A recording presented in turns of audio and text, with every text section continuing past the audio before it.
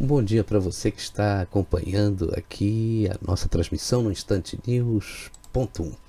Hoje o Brasil dá um passo importante aí para definir o seu futuro numa eleição polarizada entre os candidatos Luiz Inácio Lula da Silva e Jair Messias Bolsonaro. A população está comparecendo às urnas para votar. E quando a votação for encerrada às 17 horas, começam as apurações, e aí nós vamos conhecer ainda hoje, os deputados, os governadores, os deputados federais e os senadores eleitos. E a grande expectativa está na eleição presidencial, Nós fomos bombardeados aí com inúmeras pesquisas de opinião e os resultados dessas pesquisas deixaram a gente com muito mais dúvidas do que com certezas, As diferenças dos resultados dos diversos institutos são gritantes. E, para você ter uma ideia, tem instituto que dá ampla vantagem para o ex-presidente Lula, tem outro que aponta o empate técnico, E teve um que apontou a vitória do presidente Bolsonaro já no primeiro turno, como foi o caso da pesquisa Brasmarket, divulgada na sexta-feira. A pesquisa Exame Ideia, por exemplo, aponta que o presidente Bolsonaro lidera em duas regiões. O ex-presidente Lula lidera em uma e tem um empate técnico em duas outras regiões. Essa pesquisa foi divulgada na quinta-feira, no dia 29 de setembro. A pergunta que eles fizeram foi a seguinte: em qual desses candidatos você votaria para presidente da República se a eleição fosse hoje? Essa é uma pesquisa estimulada. E colocaram lá Lula e Bolsonaro. Bom, eu vou mostrar o gráfico aqui para vocês, para que vocês acompanhem comigo. Na região norte, Lula tem 41% e Bolsonaro 39%.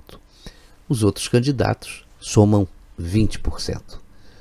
Na região centro-oeste, Bolsonaro tem 43%, Lula 35% e os demais candidatos 23%. Na região sul, Bolsonaro tem 45%, Lula 33% e os outros candidatos 22%. Na região sudeste, Lula tem 46%, Bolsonaro 43% e os demais candidatos 12%. E na região nordeste, que tradicionalmente é um reduto eleitoral do ex-presidente Lula, essa pesquisa aponta 62% dos votos vão para ele e 21% dos votos para o presidente Bolsonaro, sendo que 17% distribuídos entre os demais candidatos. Segundo essa pesquisa, o presidente Jair Bolsonaro está liderando aí as intenções de voto em duas regiões, a região sul e a região centro-oeste. Já o ex-presidente Lula está liderando na região nordeste. Você viu aí duas regiões indefinidas, a região sudeste e a região norte, em que há praticamente um empate técnico, mas com uma leve vantagem para o Lula. Só que as imagens que circulam nas redes sociais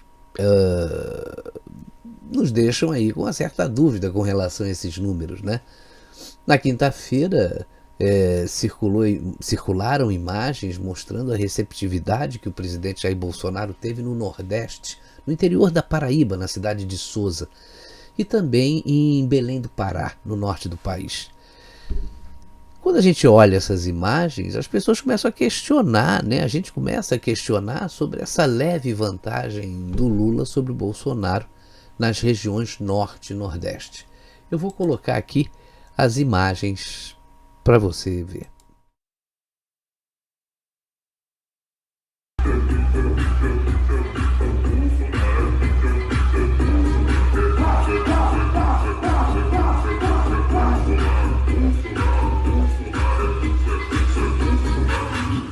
O Brasil precisa de um presidente.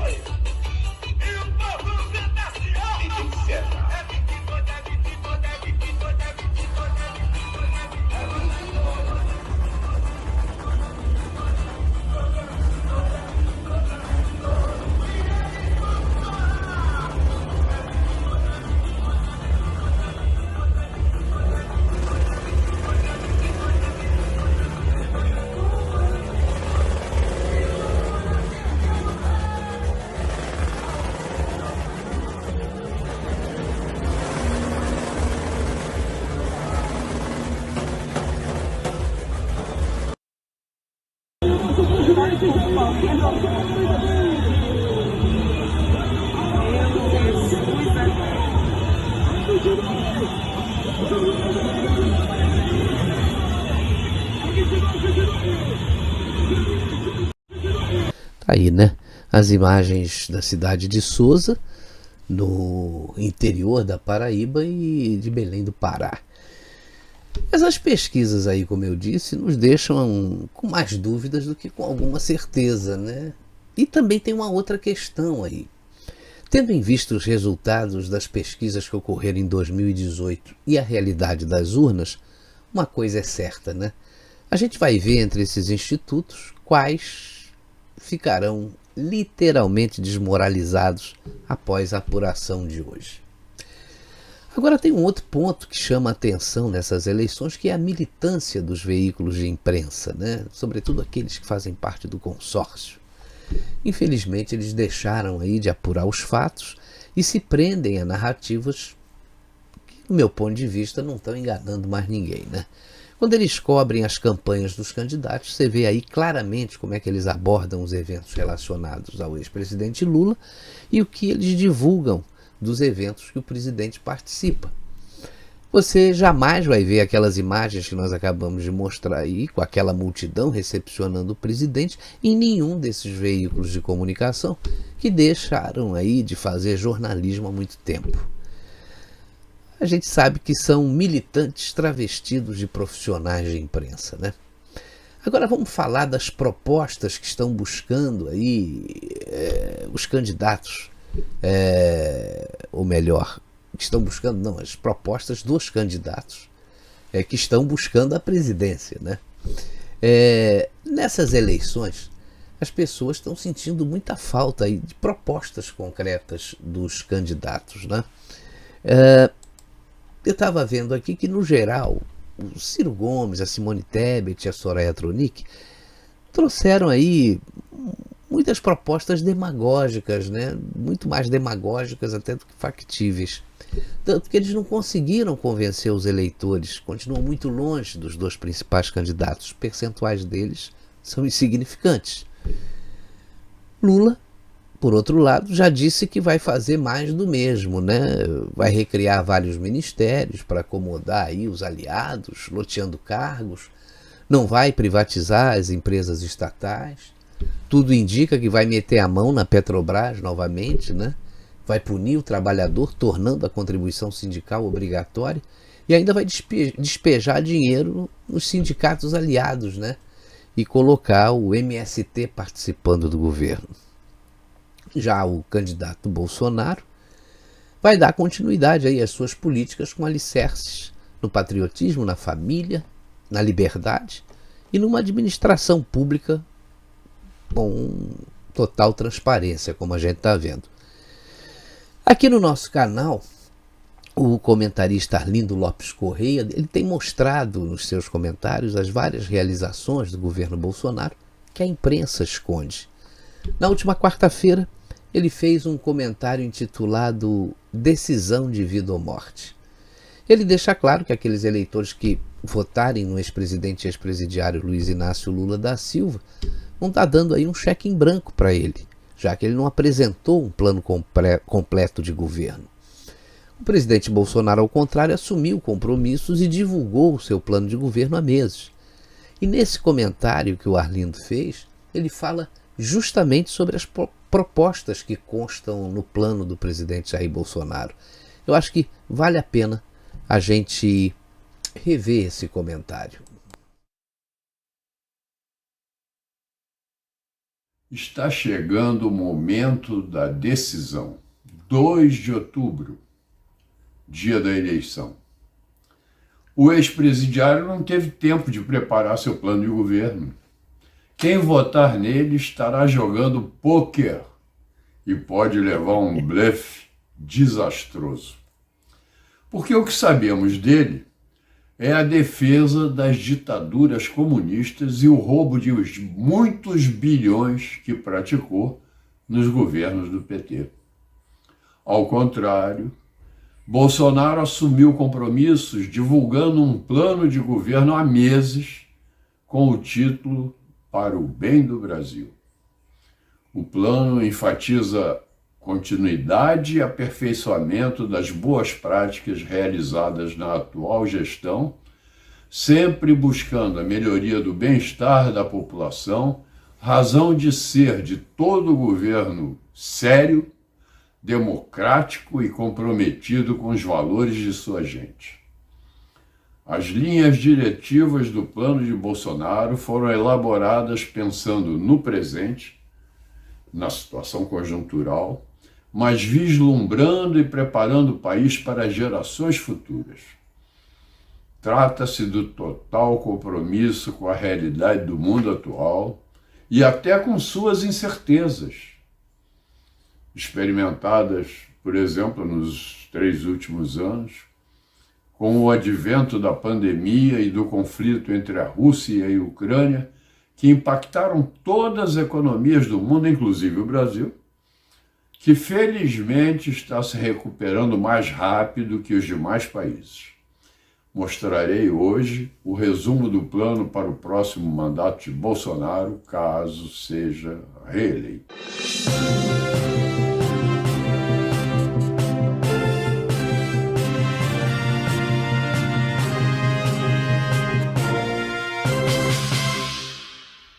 O objetivo geral do plano de Bolsonaro é aumentar a eficiência do uso do dinheiro público para atender adequadamente às reais necessidades da população brasileira, garantindo-lhe uma renda básica e qualidade na educação, saúde e segurança.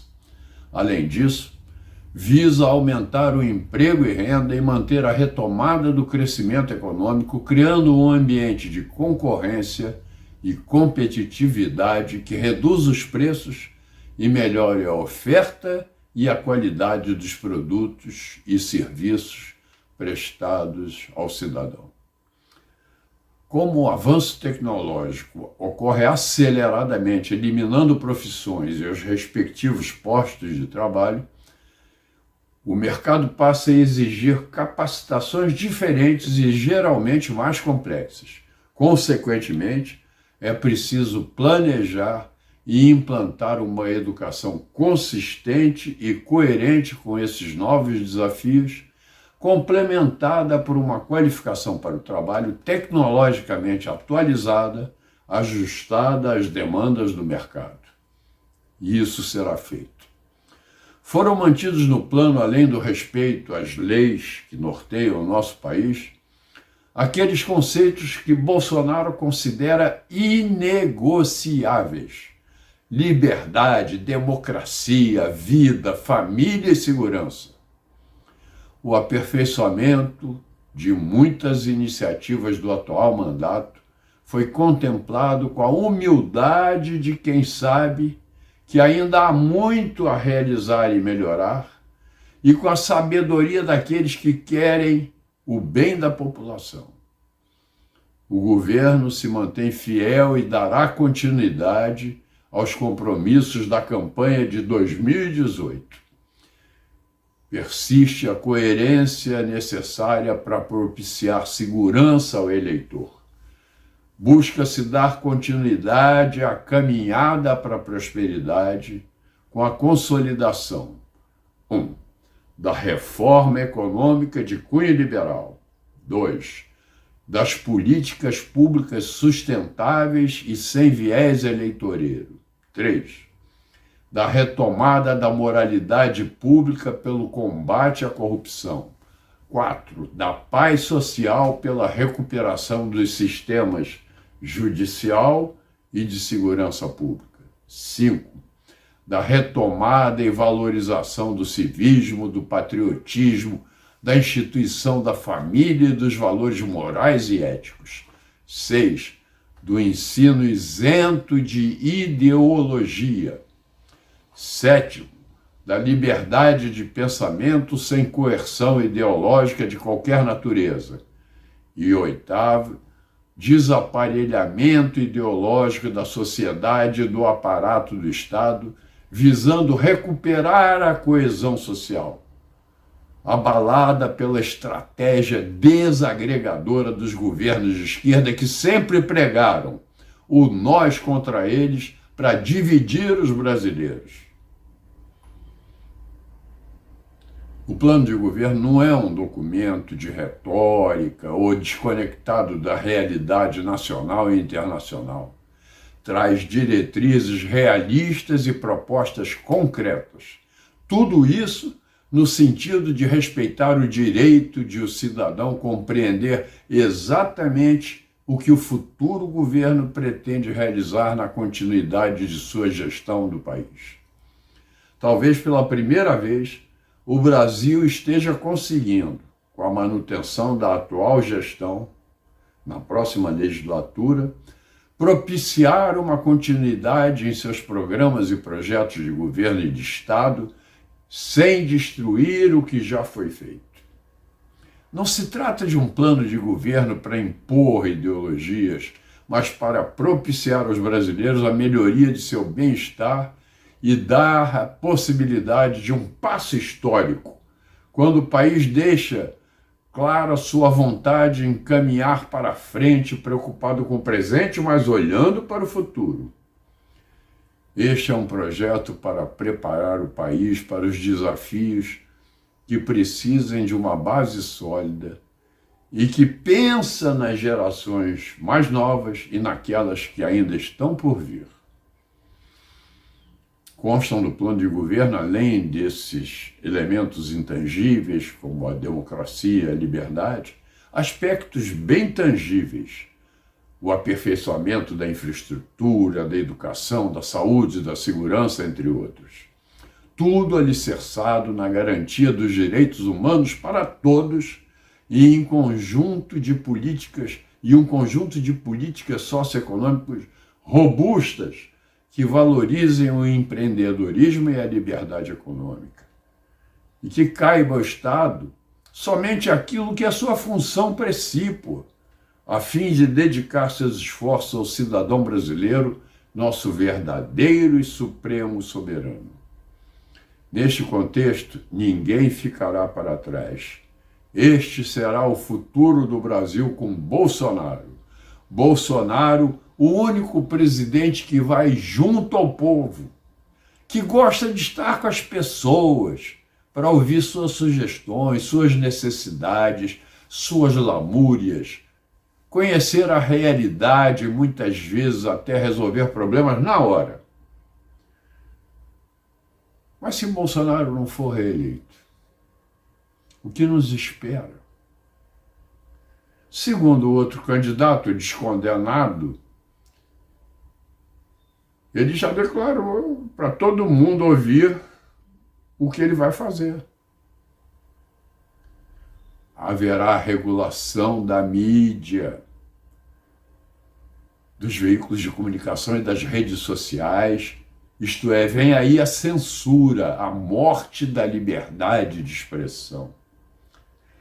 2. Em vez de fazer obras no Brasil, voltaremos a financiar obras em Cuba, Venezuela, Bolívia, nas ditaduras africanas e na Nicarágua, mesmo com os calotes de bilhões que já estão dando no BNDES e que eu e você estamos pagando. O ex-presidiário também já declarou que aceita discutir com outros países no Conselho de Segurança da ONU sobre a exploração da Amazônia. Acreditem, ele é capaz de vender até a nossa soberania para ganhar algum. 4. Ele disse também que vai reestatizar empresas que foram privatizadas, enchendo-as certamente de milhares de companheiros que vão viver às nossas custas e dar prejuízos bilionários pagos com o dinheiro do contribuinte. 5. O larápio vai aumentar o peso do Estado com mais funcionários públicos, todos do PT, do PSOL, do PCdoB, etc., trabalhando home office. Mesmo sem pandemia, home office. E nós suando para pagar. É isso. Volta da corrupção sistêmica, dos privilégios, da corrupção de alto a baixo em todos os setores, comandados pela quadrilha, chefiada pelo larápio descondenado. É o Brasil andando rápido para virar Venezuela, sem ter um país bondoso como o Brasil ao lado, para a gente se refugiar.